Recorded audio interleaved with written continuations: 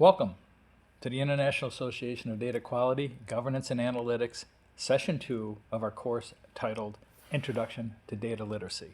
My name is Joe Yakura. I have an MBA in Finance, an MS in Accounting, and a third master's degree in Quality Management. I'm also the founder of the International Association of Data Quality and Governance. I'm a former lecturer at Sonoma State University, and I'm currently an adjunct faculty member at the University of Arkansas School of Information Science. I've had the privilege of being the Senior Vice President and Chief Procurement Officers for such corporations as American Express, Bank of America, International Hotels Group, and most recently, after the housing crisis, at Fannie Mae. I've also been a consultant to such large financial institutions such as Guggenheim Partners, Macquarie Infrastructure, Rutgers University, etc. This course is part of a series of courses that we planned to present, and we're titling it The Windsor Project. The Windsor Project is a series of data-related training courses that are produced by the International Association of Data Quality and Governance and are offered globally at no cost. These courses are funded through the gracious contributions of the IADQGA corporate sponsors who are identified at the conclusion of this course. The course is made up of two components, or two sessions. Each session is approximately 1 to 2 hours in duration, and the total content of the total course is between 2 to 4 hours of content. These courses also have an optional online exam at the end of the second course. All course participants are eligible to earn an International Association of Data Quality and Governance certification of course completion by taking the optional online exam and earning a score of 85 or better. Our goal of this course is to improve team data literacy. Data-driven decision-making benefits when it is CEO or Chief Executive Officer driven. CEO sponsorship of data-driven organization cultures leads to performance and revenue increases. CEO sponsorships led to 77% more likely to significantly exceed business goals and 59% more likely to gain new insights from data-driven analysis. A recent study showed that decision-making has become more complex as recent as the last 2 years. The responders to the survey agreed with this statement by 65%, that they agree that data-driven decision-making is becoming more complex over the last 2 years. 30% were neutral on this question and 5% disagreed. And the question is there higher expectations for me to be able to explain or justify my decisions? The responders responded in the following way. 53% agreed, 42% were neutral, and 5% disagreed. So we've talked in the first section, we mentioned artificial intelligence and machine learning, etc. So let's just talk briefly about how does data play into artificial intelligence. How does it apply with machine learning? And we'll define these terms here all separately as we go along. How does data play into what we're terming smart contracts? Robotic process automation, or RPA, a term that you may be familiar with. Also, how does it apply to the concept of digital twins? I'm sure you've probably heard of the term blockchain. So how does data play into blockchain? The Internet of Things, and also edge computing. The use of artificial intelligence and or machine learning are dependent upon three fundamental areas. One is the time or the urgency that the decision needs to be made in, the complexity of the decision, and the frequency, demand, and repeatability. When we look at, we mentioned earlier in our first session that the complexity of data is increasing. The volume and the velocity at which we receive data is increasing dramatically. And our requirements to make decisions are shrinking. We no longer have days or weeks and months, in some cases historically, to make a decision. Decisions need to be made, in many cases, real time or close to real time. And the frequency, when you use this technology of artificial intelligence or machine learning, you have to make sure that you're using those tools appropriately in situations where decisions are repetitive and frequent, because there's a considerable cost to training artificial intelligence or machine learning to help you analyze data to make decisions. We're going to go into all of these in considerable detail here as we continue into our second session. The first one I mentioned was artificial intelligence. So what does that mean? Artificial intelligence is defined as the simulation of human intelligence in machines that are programmed to think like humans and to mimic their actions. Artificial intelligence also utilizes a technique called a neural network, which utilizes statistical techniques which sample large amounts of data and identifies patterns within the data. You have to have a good set of data, a large enough set of data to be relevant and to reflect the actual domain that you're trying to address. And data is then used to train the neural network to predict a specific outcome. And many early uses of data, the examples you'll see in many cases are the use of data to do approved mortgages. So they look at various elements of information, predict based on historical data the success of the mortgage, meaning the completion of the mortgage and not going into default. And then it would forecast the probability of a successful mortgage given a person's income, their age, their education, where they're buying a house, how long they've been at their job, all those different data elements that are part of the training and that application for AI. It's the same sort of thing you could do with validating the reliability and doing your due diligence with a supplier. We have what's called either supervised or unsupervised learning. And supervised learning is when you train a machine using data which is well labeled and categorized, and usually structured data. And we'll talk about structured versus unstructured in a moment here. This means some data is already tagged with the correct answer. So you set aside, here's data with the answer that you want the system to accept as normal or acceptable. It can then be compared to learning that takes place in the presence or supervision of a supervisor or teacher, in this case a human, much like a classroom. So that's supervised data. There's human interaction, you train it, you're overseeing it, and you agree with the outcome or you don't. And then if you don't, you modify it so that it gives you an outcome that you want to achieve with the data set. Unsupervised. Unsupervised learning is when a machine learns on its own in an unsupervised environment. The machine works on its own to discover and learn. Unsupervised primarily deals with unlabeled and often unstructured data. So therefore, the machine starts to recognize patterns, it validates the pattern, and then continues to learn upon that as it expands with a larger data set. We have varying degrees of artificial intelligence or AI involvement in decision making. We start with the lowest level of involvement called decision support. We move up to decision augmentation and then decision automation. Let me start by defining the highest level first. Decision automation. This system makes the decision using predictive analytics and or prescriptive analytics. Benefits include speed, scalability, and consistency of decision making. The next level down is decision augmentation. The system recommends a decision or multiple decision alternatives to human actors using prescriptive or predictive analytics. Benefits lie in the synergy between the human knowledge and the capabilities of AI to rapidly analyze high volumes of data and to deal with complexity. As we mentioned earlier in session 1, the sheer volume is beyond our human capabilities to interpret and analyze. So in this case, AI could be extremely beneficial aid as a decision augmentation. And then the lowest level of support is called decision support. Human employees make the decision supported by descriptive, diagnostic, and predictive analytics. Its main benefits lies in the combined application of data-driven insights and human knowledge, expertise, and common sense, including the gut feel and emotions in the decision-making process.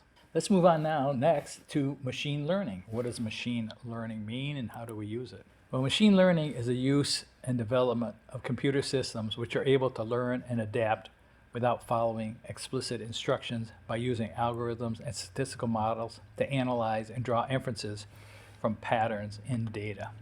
You may have heard the term, there is no AI or ML without IA. Well, what does that mean? It means there is no artificial intelligence or machine learning without information architecture.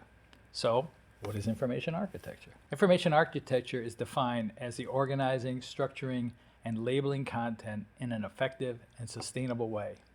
The goal is to help others find information and complete tasks. To do this, you need to understand how the pieces fit together to create the larger picture, how items relate to each other or within the system.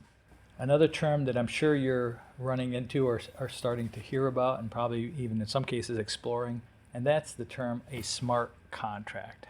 Let's next talk about data and smart contracts. A smart contract is a computer program or a transaction protocol which is intended to automatically execute, control, and document legally relevant events and actions according to the terms of the contract or an agreement. A smart contract can act autonomously within a legal framework which is currently being created at the state level within the U.S. The key term here is autonomously. The smart contract will take actions based on the terms and conditions in the contract and the data it receives from either IoT devices, which are sensors out in the process, indirect or direct structured data. So it's very important that the data is critical. An example would be, let's say your contract has a term that says after 3 late deliveries, your supplier receives a notification. And after 5 late deliveries, the contract is terminated. This system would automatically review the receiving information that it receives from IoT sensors or your ERP, MRP system, whatever it is, and would probably at the end of the 3 occurrences of a late delivery notify the supplier that they are in potential breach of their contract. If you experience a 5th late delivery, which would be a breach of contract, the system would know that the contract says the contract is eligible to be terminated. The system would then terminate that contract.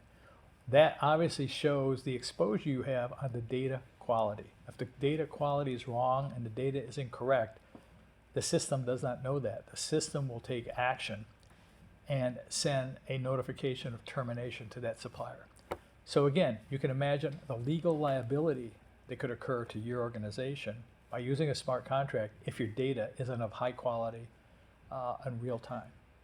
So again, we talk about how important data quality is. We just briefly talked about how important data quality is to train artificial intelligence and machine learning applications, because again, the technology works extremely well, but if the data that it's learning from is inaccurate or not relevant or incomplete, it will learn a false environment that is acceptable or that predicts or prescribes something that happened. So again, another example of the importance of data quality and utilizing these tools, because the tools work extremely well and are very efficient and very effective, only to the extent of the data that goes into these technologies. So we're going to just talk here about when you're doing a smart contract, because this is relatively new to people.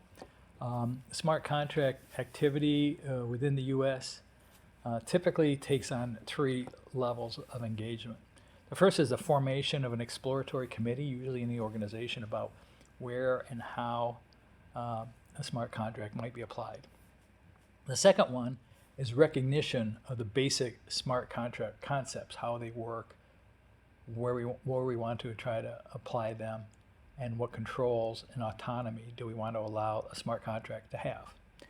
And the third one is a comprehensive treatment of smart contracts related to the technologies. So those are kind of the 3 phases most organizations follow when trying to use or complete the development of a smart contract process. There have been cases now in several states where they are passing legislation that recognizes the machine-driven decision and action based on the contract without human intervention.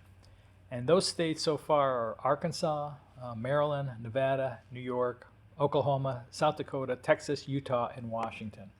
More states are looking at various legislations, and even these states that I've just mentioned also have approached this in various levels of legislation. So there is the beginning of a legal framework for these smart contracts to operate within that would be supported in a legal environment, but it's at its early stages and it's at an evolutionary stage for now.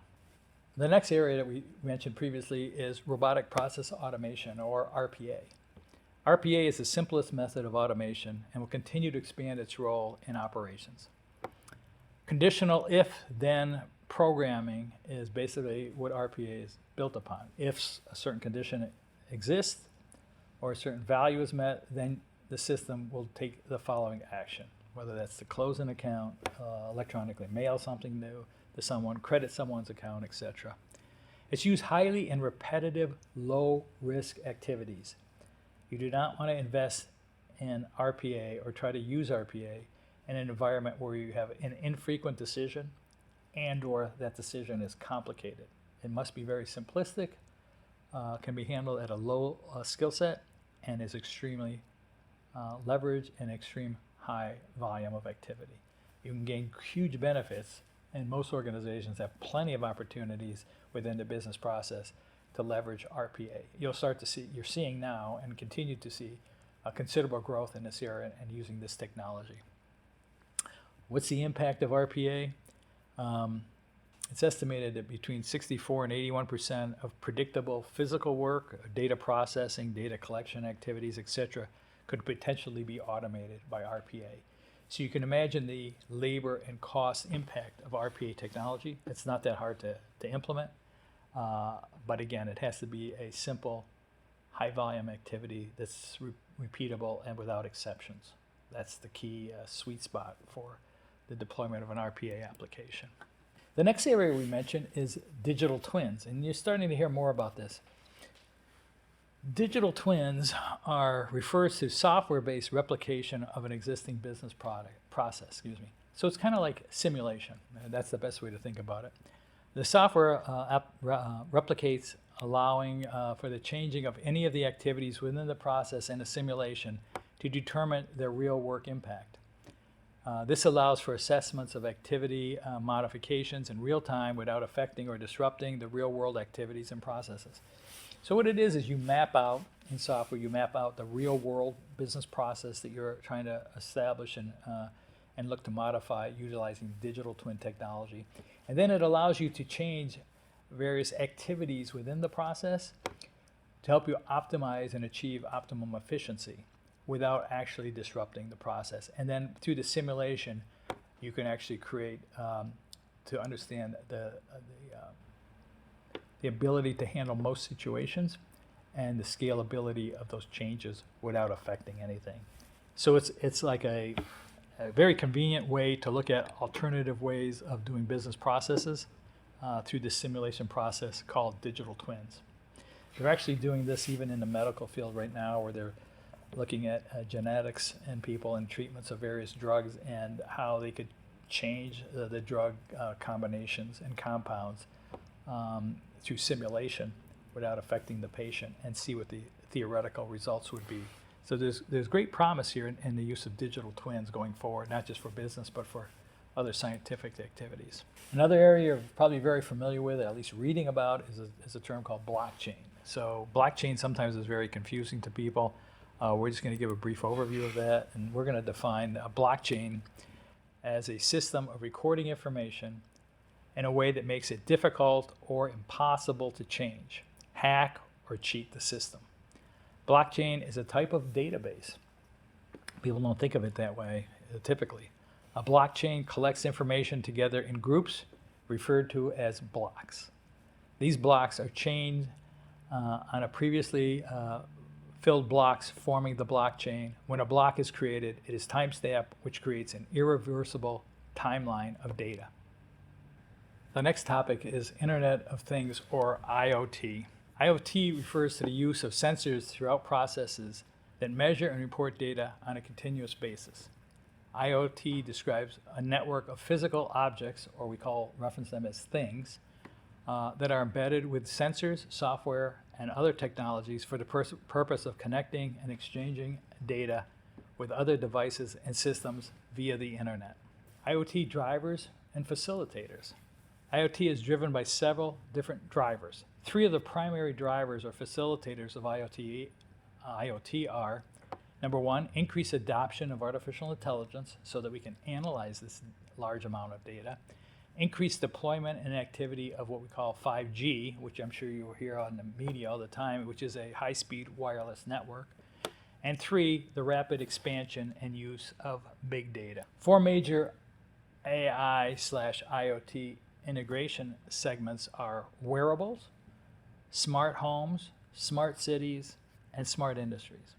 Wearables, there's more and more things coming out right now that are allowing these sensors to feed data on your health of your body, blood pressure, sugar, heart rate, etc.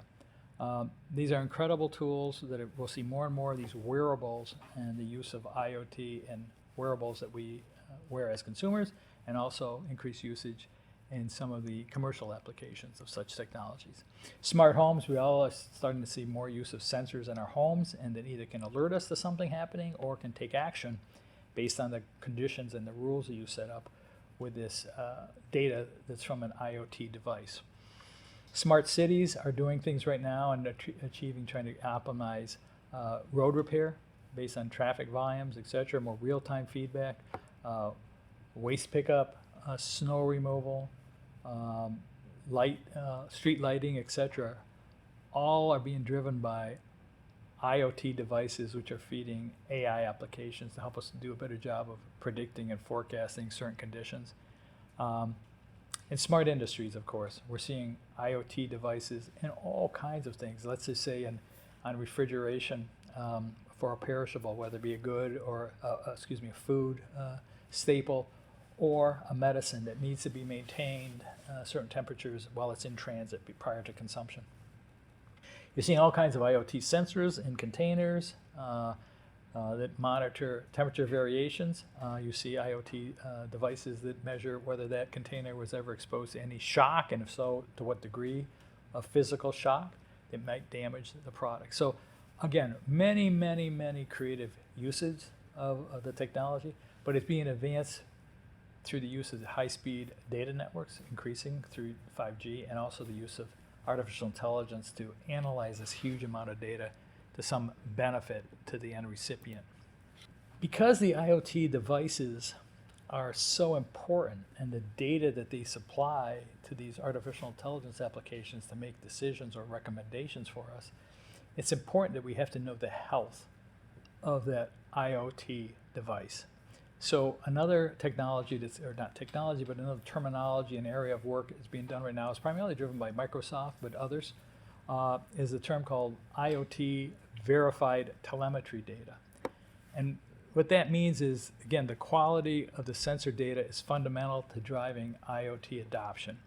So verified telemetry, or often referred to as VT, is a state-of-the-art solution to determine the health of the sensor. Whether the sensor is working or faulty, which is consequentially used to determine the quality of the sensor data. This is being done through some pretty high-level statistical modeling, because again, you're monitoring the health of the sensor without the sensor being in your presence or any physical contact with it. So this is a new, exciting area. Like I say, I think probably Microsoft is the leader that I know of at this point in time, but I'm sure others will be exploring this because it's a huge, huge potential industry as we expand the number of IoT devices. So when we say expand, what does that mean? Well, the IoT scale, what is it? How many devices out there? There's currently an estimated of 46 billion IoT devices operating globally in 2021. That's 46 billion. This is up from 35 billion IoT devices operating globally just 1 year ago in 2020. So you can see the huge expansive growth in the number of devices out there feeding information to some systems at some predefined time interval. The IoT devices alone produce an estimated 5 quintillion bytes of data daily. That's 5 quintillion bytes of data daily. Again, we talked earlier about how do we as individuals, how can we handle all this information? How can we consume it? And again, it's going back to you're going to have to use AI and ML, machine learning and artificial intelligence, to help us interpret this huge, amount, an ever-growing amount of data. The key benefits of IoT deployments, well, we're seeing about a 50% increase in employee productivity, because now they no longer have to try to either assimilate this data in some other way or collect it in some way. It's being fed to them electronically at the time, pre-described time that they require it. We see a 42% have been an increase in asset uptime, meaning the machinery is operating longer. Again, these sensors could be monitoring temperature of bearings and motors and things of this nature. And as the temperature rises, we could do preventative maintenance as opposed to wait for the scheduled preventative maintenance. Or we can immediately get involved to correct the situation while it's creating that, in this case, the example I'm giving, a variance in temperature. Or a speed could be slowing down. Well, what's doing that? So these alerts are real time and provided to the right people in the right format. Action can be taken, or it could be automated action that's taken. They're also seeing 34% increase in revenue streams, because now we're seeing where different processes are inefficient and are sub-optimized, and they can go in there and make them more efficient. And we're seeing a 34% increase in revenue streams, increasing by an average of 24%. We're not talking minor adjustments. These are rather significant improvements in the operation of these organizations through the use of IoT. The next thing we're going to talk about is edge computing, and that's a term that you may or may not have heard either. But edge computing we're defining as it's a distributed computing model in which computing takes place at the physical location where the data is being collected, rather than a centralized server in the cloud. Right now, without cloud computing, all the raw data is fed over a network, sent to a massive data repository, and then gets analyzed and interpreted. What we're doing right now is the earlier example I gave in a previous session. If we're sampling data at every millisecond, and we're looking for a variance of plus or minus, let's just say 2%, whatever we're measuring, whether it be voltage, temperature, whatever, I don't need to know the 4 billion times that process or that piece of equipment was within acceptable parameters. All I want to know is when the exception started to be visible or obvious, and what we can do about it. So when we talk about, we're putting small computing devices out in the field closer to where the data is collected, and just reporting exceptions that we want, or whatever criteria we say we want the data to be presented to us. So these devices are very small, they're inexpensive, and they're usually low power consumption. Two simple examples I want to show you is two. One is this device here by Intel. This is actually a complete computer.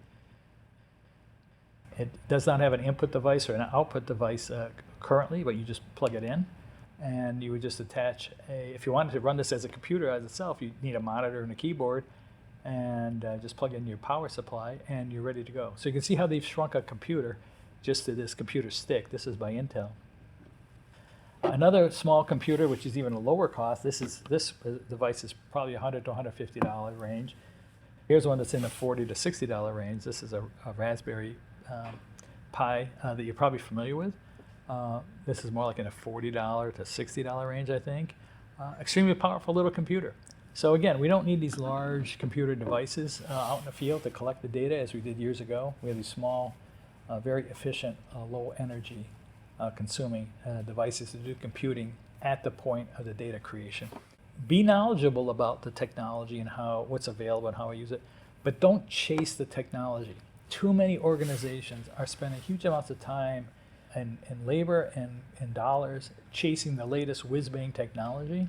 You don't need the latest whiz-bang technology to be productive in utilizing your data. So shift, if you will, from the technology to improving the data. Organizing and cleaning data and classifying data is not a sexy thing to do, as opposed to seeing the greatest dashboard with all kinds of needles moving and charts moving and gradiated color schemes, etc. That's all exciting, but again, it's practically useless without having quality data. What are the challenges of creating data-driven decision-making organizations? Well, it goes back to your traditional people, process, and technology, and what I want to add is a fourth one, and that's data.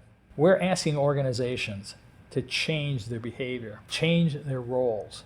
Have faith in some of the technology in either recommending, assisting, or making decisions for you.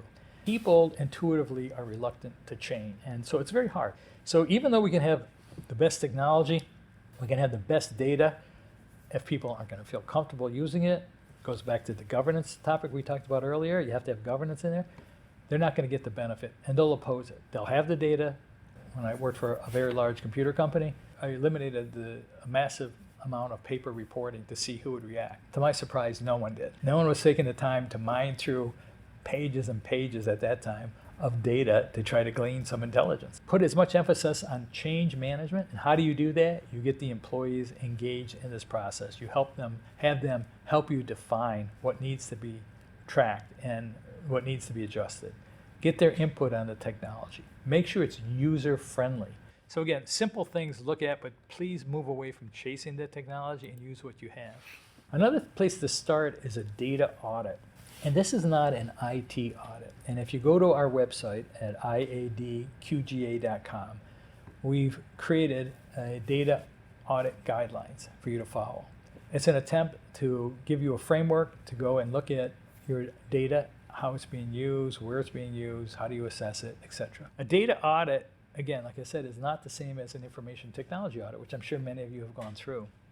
A data audit is the process of conducting an audit to assess how an organization's data is fit for a given purpose. And I want to reiterate, fit for a given purpose. This involves profiling the data and assessing the impact of poor data quality on the organization's performance and profits. It can include the determination of the clarity of the data sources and can be applied in any way organizations and external rating agency perform due to due diligence with regard to the treatment of raw data given by firms, particularly in the identification of faulty data. So we have in that audit guidelines 50 or 60 key questions. There's no right or wrong answer, but if you can relate to that question and you're doing something in that space, you're probably on the right track to perform a data audit. The other things are business rules. Because again, we're talking about rules, and as we start talking about automated systems, especially like RPA, you have to define the rules. So if something happens, then you do this. Well, that's a business rule.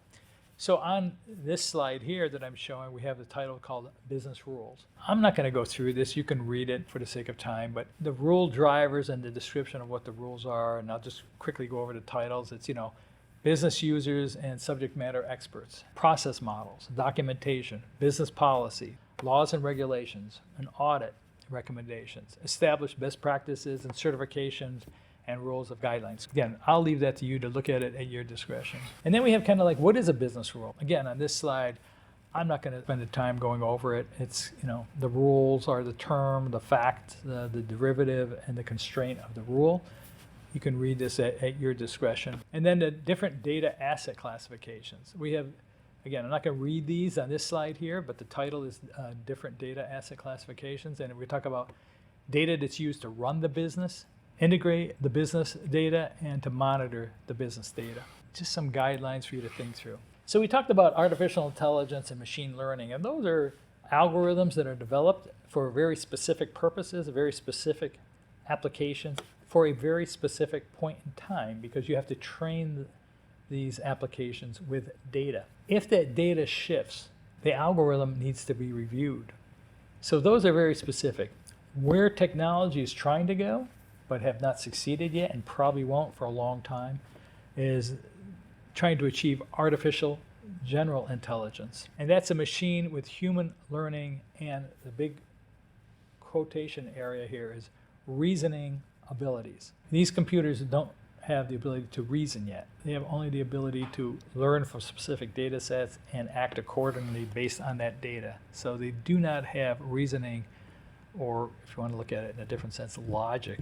We mentioned earlier in the first session and continue to mention that all of this is leading up to knowledge. And so we have two different categories of knowledge. We have what's called tacit knowledge and explicit knowledge. So tacit knowledge is knowledge that's embedded in the human mind through experience. When we look at explicit knowledge, that is knowledge which is codified in books or documents, reports, memos, etc. So you have intuitive or the reasoning kind of thing and tacit knowledge to some degree, and then you have the explicit knowledge, which can be documented, put into a system, evaluated, compared to, etc. Both types of knowledge are used today in decision making. Through the increased use of data in advanced decision making software, we're moving towards an increased use of explicit knowledge to achieve autonomous decision making. We also have qualitative and quantifiable information. Qualitative is information subject that gives you depth.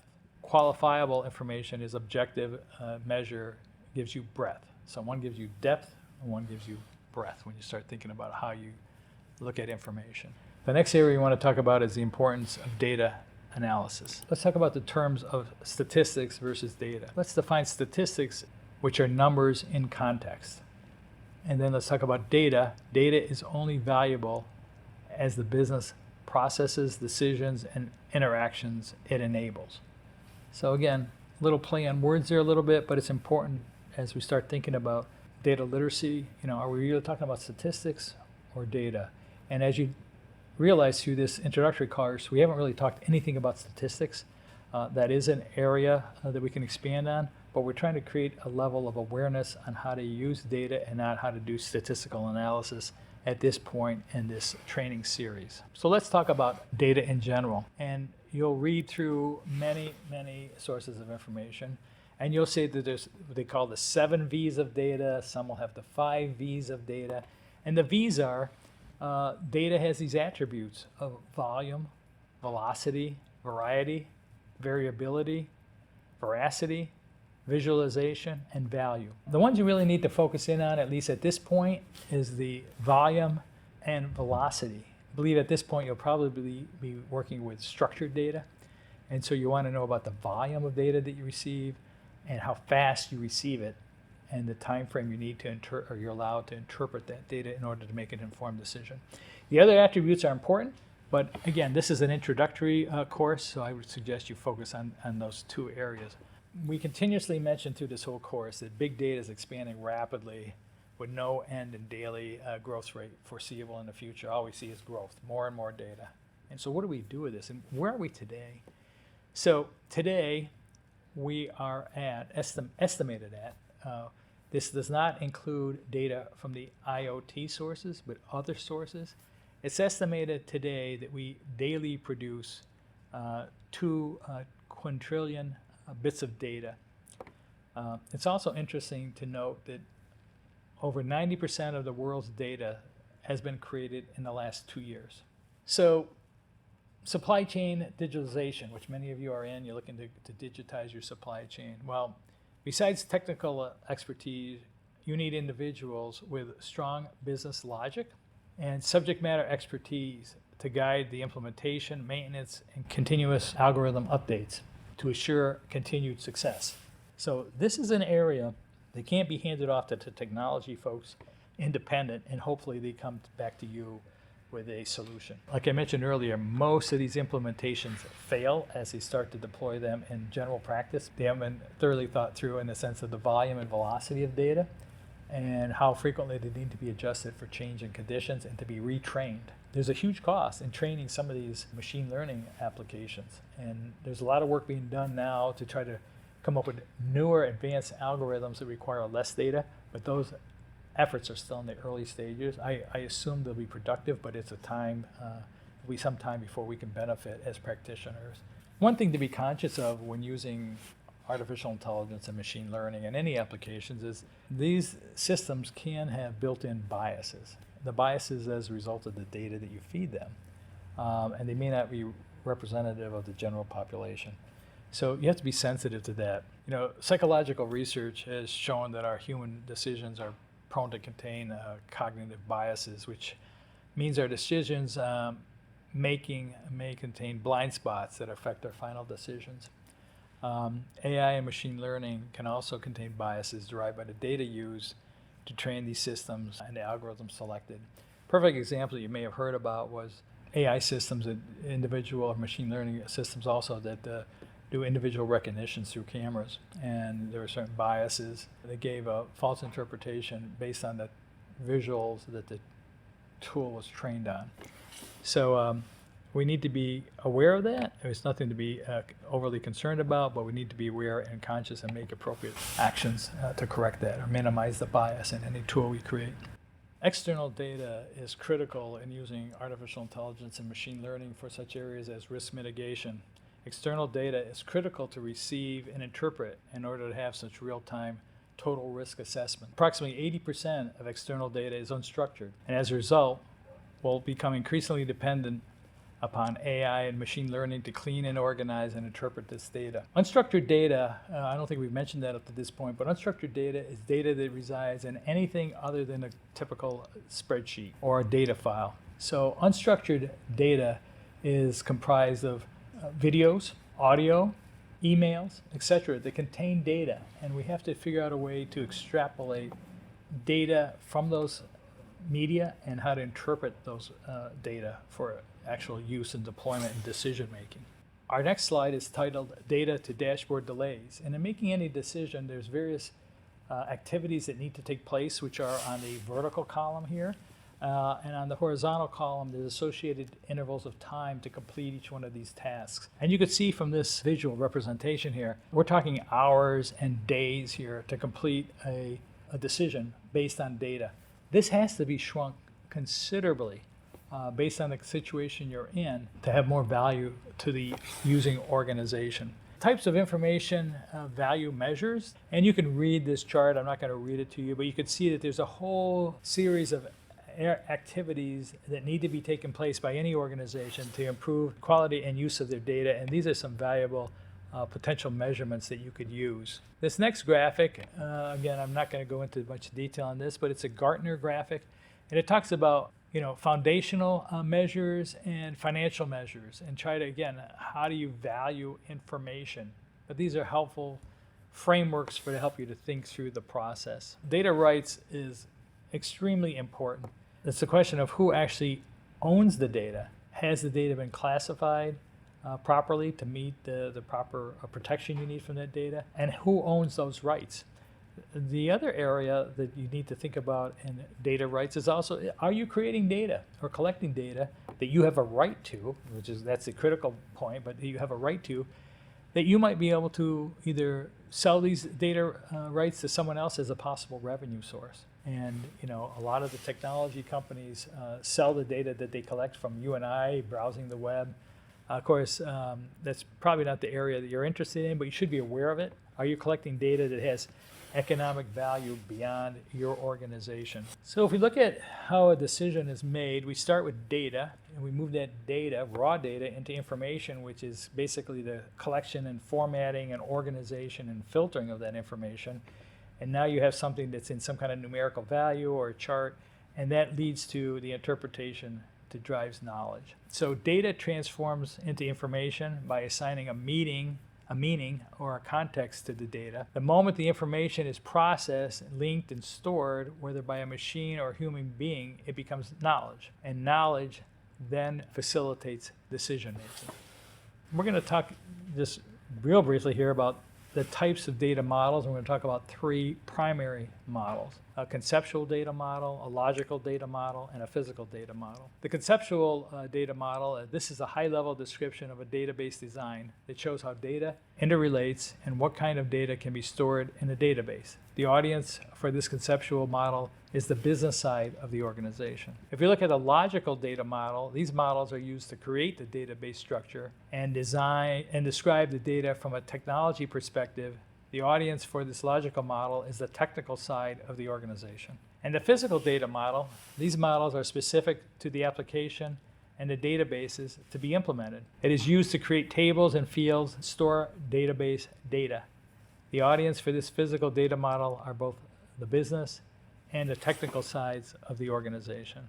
Briefly, we're going to talk about a couple different data types, and we're going to talk just about, at this point, because this is an introductory course, we're going to talk just about three different types of databases. We're going to talk about a flat file, a relational database, and blockchain.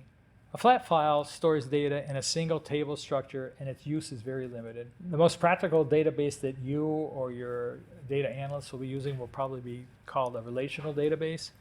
And this utilizes multiple table structures that can cross-reference records between tables, and it's basically unlimited. The next area is database is blockchain. Now that's a relatively new area. Blockchain is considered a type of database where blocks of data are linked together and are timestamped. That gives you the benefit of the blockchain feature. So we have two programming languages that are very common. One is Python, and the other one is called R, which allows us to analyze data and create graphical representation of the data. Of course, we have the workhorse, which everyone has access to, which is Excel, which has certain limitations to the size of the data it can handle and also some of the functionality, but it's more advanced than people think, so it's a good place to start, and it's readily available to almost everyone. And if you have questions, there's plenty of YouTube's videos, there's plenty of textbooks and or other individuals in your organization that can help you start to use some of the more advanced features to help you clean and organize data in Excel and then statistically represent it. So there's a lot in there. I'd encourage you to start there.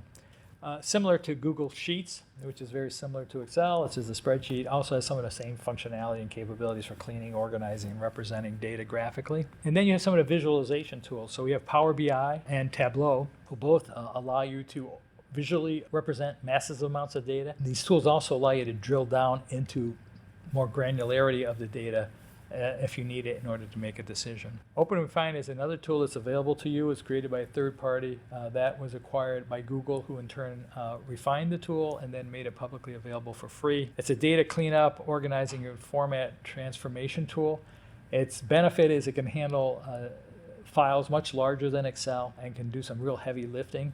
The beauty of it is it's in Excel kind of format, so it's very intuitive to use and doesn't take a lot of training, although there are online YouTubes that help you describe how to use that tool. So a very powerful tool that I would encourage you if you're looking at massaging a lot of data initially. Excel can't handle that volume of data.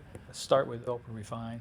When we talk about supply chain systems and sources of data, we're basically looking at ERP systems, enterprise resource planning systems. We're looking at P2P, purchase-to-pay systems, and we're also looking at MRP and material requirements planning systems. They all collect data. They all generate data. They all have an ability to export it in various formats that you can import and then use these as sources of data.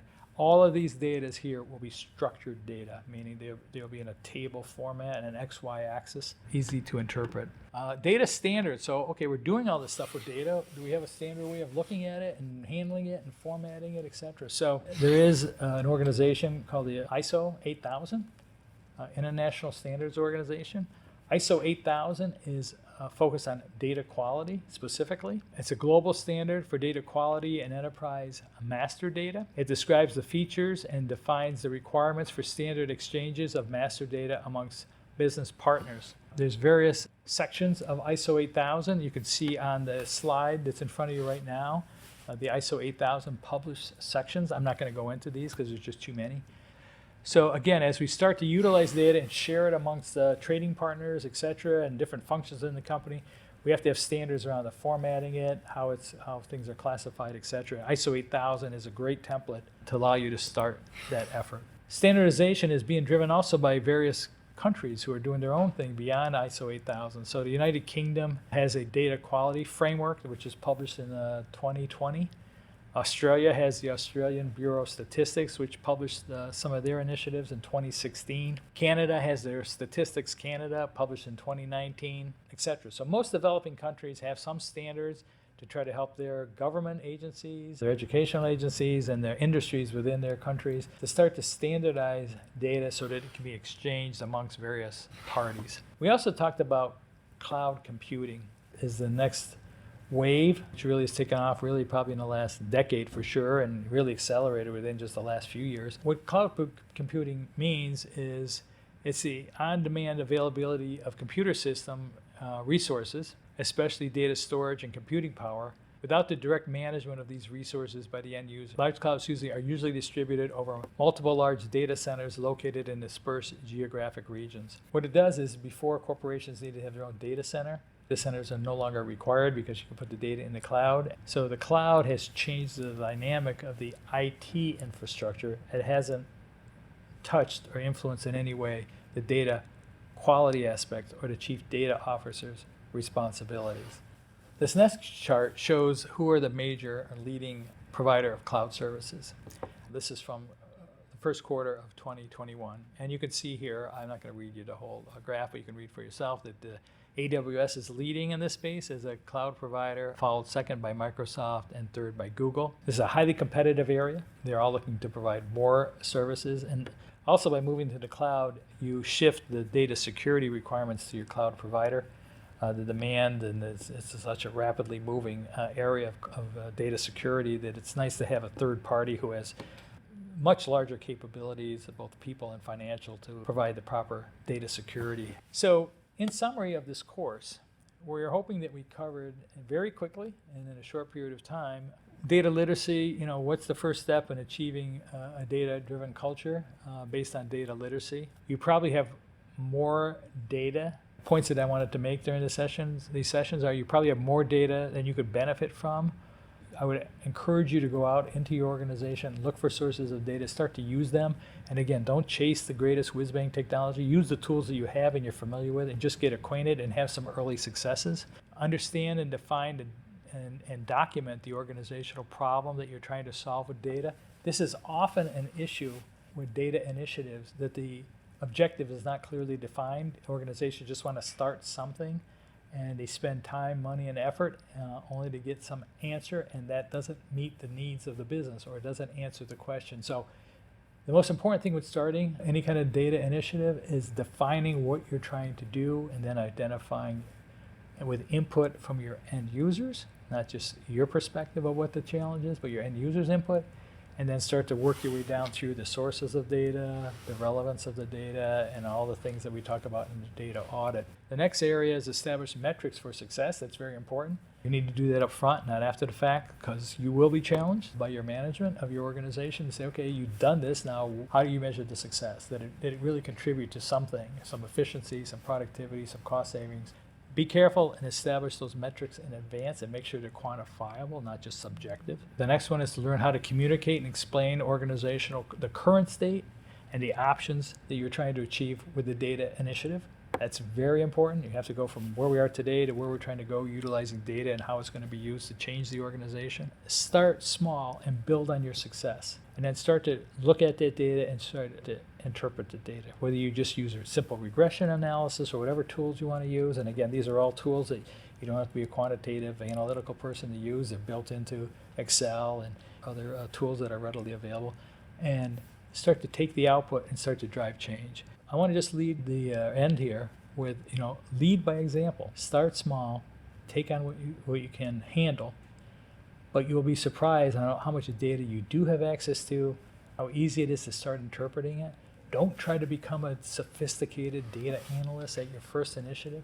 Start small, drive results, make sure that they're quantifiable, not subjective, and you'll be extremely successful. I'd like to end right there. This is ending our second session of our initial course here on Introduction to Data Literacy. Please take our optional exam online. Again, you can find that exam at www.IADQGA.com. Take the exam. If you successfully complete the exam with a score of 85 or better, you will receive an online certificate stating that you met the requirements of this introductory course. And I hope the time was well spent. I hope it was beneficial. And I look forward to your participation in some of our future courses.